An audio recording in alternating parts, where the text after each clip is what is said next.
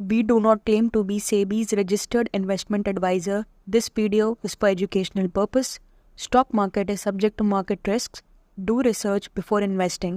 Hello investors, I welcome you all to APM stock analysis.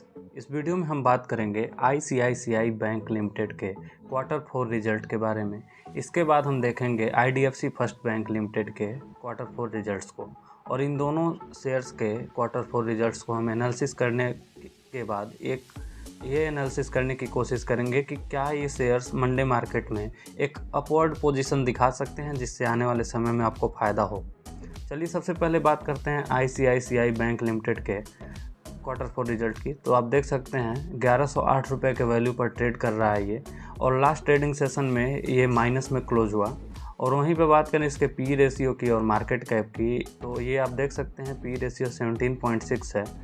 Market cap इसका 7,78,277 करोड़ है। बात करें इसके पीयर्स की, तो आप देख सकते हैं कंपटीटर्स में सबसे बड़ा बैंक इसका एचडीएफसी बैंक है। जैसा कि हम जानते हैं ICICI bank commercial bank sector के प्राइवेट सेक्टर से आता है। तो वहीं पर बात करें सबसे बड़ा कॉमर्शियल बैंक अगर प्राइवेट सेक्टर की बात करें तो एचडीएफसी है, उसके बाद से आता है नंबर आईसीआईसीआई का। आप देख सकते हैं इन सारे शेयर्स में सिर्फ एक यस बैंक को अगर छोड़ दिया जाए तो बाकी सभी का एक सस्टेन्ड पीई है, और आईसीआईसीआई का तो एक नेक्स्ट लेवल पर पी रेशियो देखने को मिलता है इतने बड़े मार्केट कैप के बावजूद। तो चलिए इसके रिजल्ट को देखते हैं। रिजल्ट में आप देख सकते हैं इसका जो नेट प्रॉफिट जंप हुआ है वो 17% का हुआ है ईयर ऑन ईयर बेसिस पर, जो कि अब वैल्यू हो गई है 10,708 करोड़ की। नेट इंटरेस्ट इनकम जो इनकम अर्न होता है वो हो चुका है 8% का ग्रोथ, इसमें 19,093 करोड़ की टोटल वैल्यू दिखाया इसने। ग्रॉस एनपीए जो नॉन परफॉर्मिंग एसेट्स होते हैं अगर उनको ग्रॉसली देखा जाए तो 2.16% हैं इस एनम में, जो कि पिछले एनम में 2.81% हुआ करता था, यानी कि इसने अपना एनपीए घटाया है अगर ग्रॉस की बात करें। और ठीक वैसी ही रैली नेट एनपीए में भी देखने को मिलती है, क्योंकि इसने अपना नेट एनपीए भी 0.06% से घटाया है।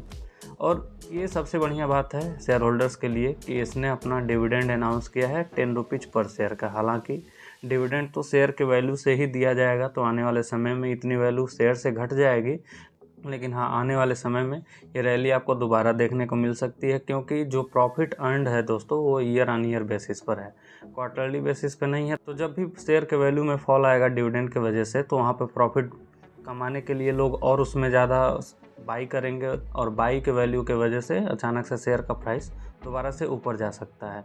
बात करें इस शेयर के अन्य फैक्टर्स के बारे में, तो आप देख सकते हैं इसका जो प्रॉफिट एंड लॉस है दोस्तों, इसका कंपाउंडेड प्रॉफिट 30% का है, और अगर 5 साल की बात की जाए तो आप देख सकते हैं 60% का कंपाउंडेड प्रॉफिट देखने को मिलता है।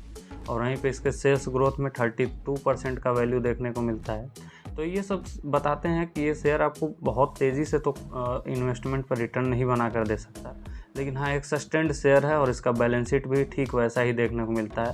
हालांकि ऑडिटिंग में अभी मार्च 2024 का जो डेटा है वो फीड नहीं हुआ है, लेकिन आप पिछले साल तक के भी अमाउंट को देख सकते हैं, ये सभी सस्टेन्ड हैं बिल्कुल। और आप देख सकते हैं इसने लगातार अपनी वैल्यू में एडिशन किया है इक्विटी कैपिटल की बात करें तो।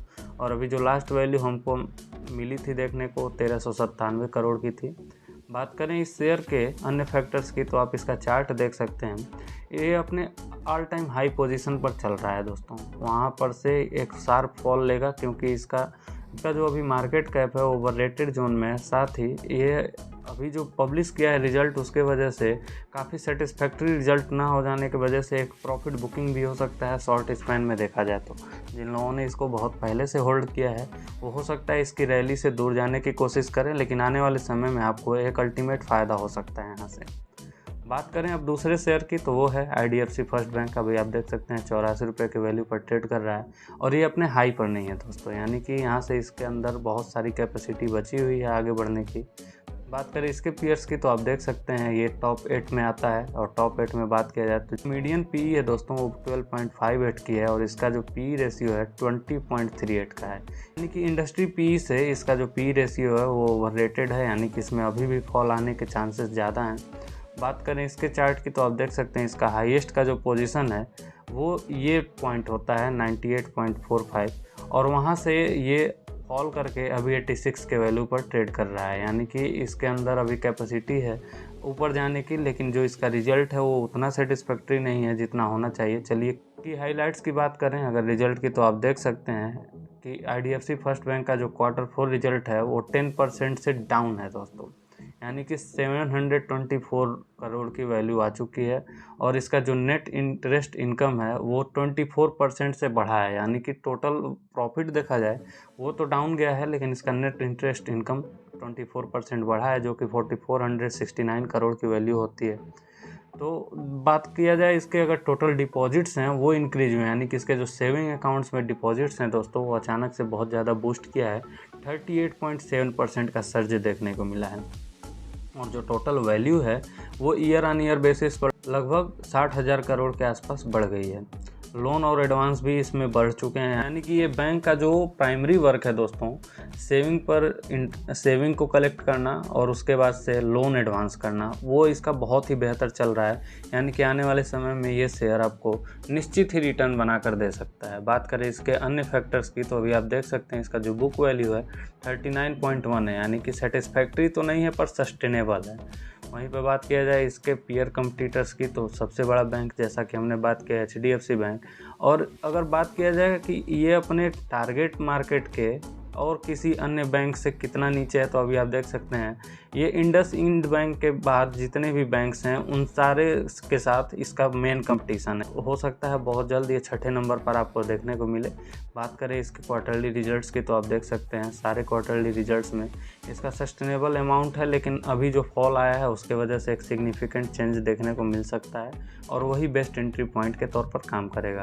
कंपाउंडेड प्रॉफिट ग्रोथ आप देख सकते हैं सिर्फ 18% का है, और वहीं 3 इयर्स का देखा जाए तो 85% का मिलता है, यानी कि इस शेयर में बहुत ही तेज़ी है, लेकिन वो अभी एक इस पॉइंट पर रुकेगी, क्योंकि अचानक से जो प्रॉफिट में अचानक से तेज़ी आने के बाद एक रुकाव देखने को मिला है, एक गिरावट देखने को मिली है, वो इस पर एक निगेटिव इफेक्ट डाल सकती है। हालांकि अब तो इन्वेस्टर्स काफ़ी समझदार हैं जो कि बैंकिंग सेक्टर में इन्वेस्ट करते हैं, तो हो सकता है कि आपको एक बूस्ट देखने को मिले, क्योंकि इसका जो प्राइमरी वर्क है वो तो एक कंपनी बहुत ही अच्छे से कर रही है।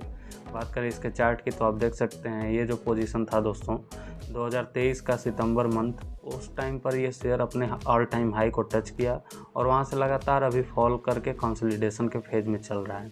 इसका जो अगला एंट्री पॉइंट होगा दोस्तों वो होगा 79.45 रुपीज़, वो बेस्ट एंट्री पॉइंट होगा, वही इसका सपोर्ट जोन है।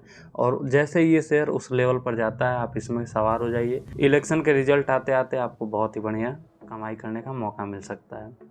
इस वीडियो में यहीं तक दोस्तों। अगर आपको इन दोनों शेयर के बारे में या फिर अन्य किसी भी शेयर के बारे में जानकारी चाहिए तो आप हमें कमेंट कर सकते हैं, या फिर आप हमें DM कर सकते हैं फेसबुक और इंस्टाग्राम पर। इन सारे सोशल मीडिया प्लेटफॉर्म्स का लिंक हमारे चैनल के डिस्क्रिप्शन में है।